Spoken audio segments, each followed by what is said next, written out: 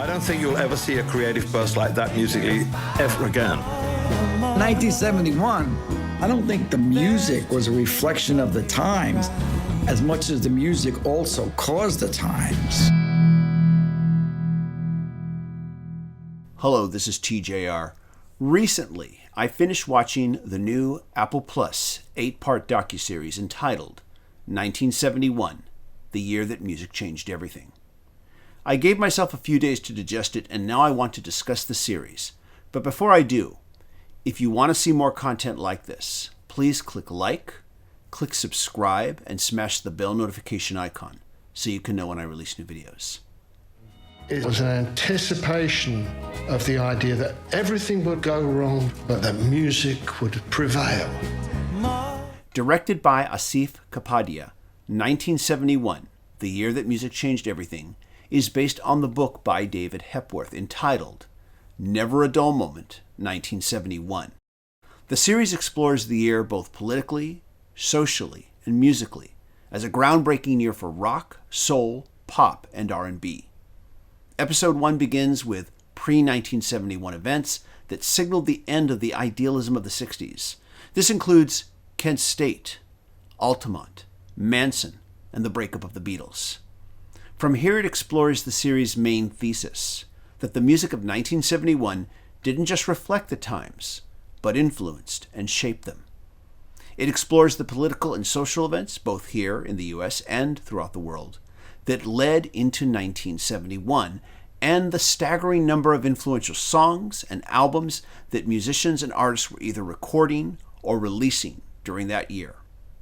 It also makes the case that every single music period to follow in that year's wake, including disco and punk in the 70s, new wave in the 80s, rap and grunge in the 90s, and everything leading up to the present day, can be traced back to the music released in 1971. The series compiles an impressive collection of both archival and modern interviews, along with rare and seldom, if ever seen, footage of musical artists, including The Who, Marvin Gaye, Jim Morrison, The Doors, Sly and the Family Stone, Carole King, Tina Turner, The Staple Singers, John Lennon, The Rolling Stones, David Bowie, Aretha Franklin, Joni Mitchell, Bill Withers, Bob Marley, Lou Reed, James Brown, Gil Scott-Heron, T-Rex, Kraftwerk, and I'm sure I've missed more than a few.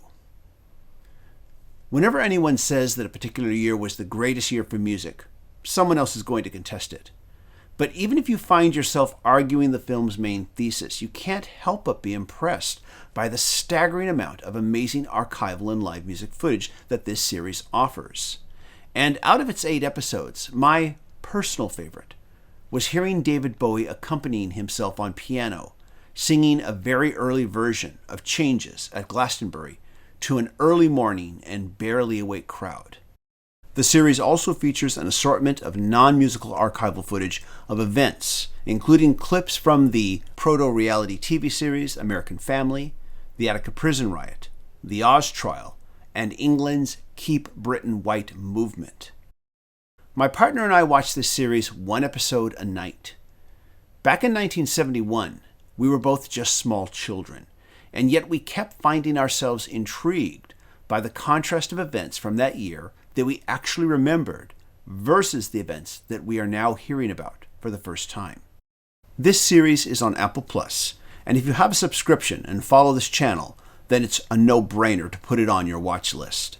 I have no idea if this series will be released on Blu-ray or DVD, but if you have any fascination for music history at all and aren't subscribed to Apple Plus, I recommend that you subscribe for 1 month in order to check it out.